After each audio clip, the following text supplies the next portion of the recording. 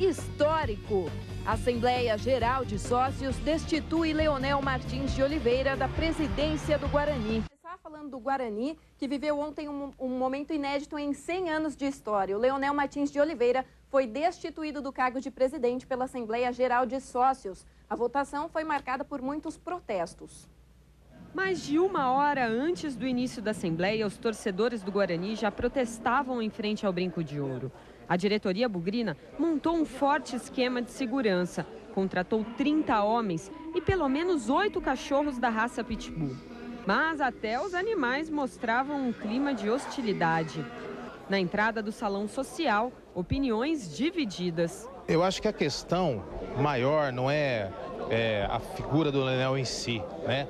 Mas é que o que não pode continuar é a passividade. É um cara direito, honesto, que nunca viu falar nada, a gente acredita nele, né? Até o ex-presidente do Guarani, Beto Zini, apareceu para mostrar um descontentamento com a atual administração. Essa atual diretoria não está trabalhando de uma maneira realmente como tem que ser, uma maneira atualizada, porque nós temos que abrir frentes jurídicas, frentes administrativas, investidores, empresários, parceiros. Eu acho que só assim realmente nós vamos conseguir sair de uma situação, embora difícil. Foram 6h30 de assembleia e no final um acontecimento inédito nos 100 anos do clube.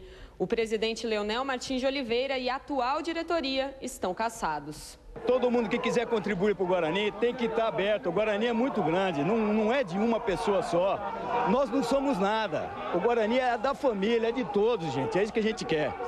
E se Deus quiser, agora a gente vai tomar outros passos. Vocês viram como é difícil. Chegou aqui, tinha pitbull, tinha tudo aqui. Não adianta, não ia conseguir ganhar. Enquanto os torcedores comemoravam o resultado, Leonel falava, agora como ex-presidente do Guarani. Espero que no futuro não se volte ao passado, que todos sejam respeitados, né?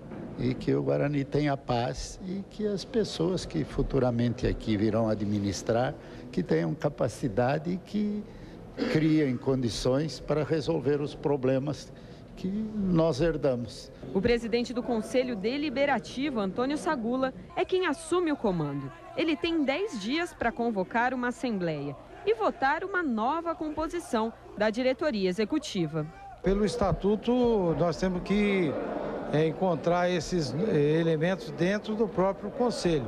Agora, se ninguém se propor a assumir, aí nós temos que marcar novas eleições. Aí o Guarani praticamente vai ficar parado nesse período, né?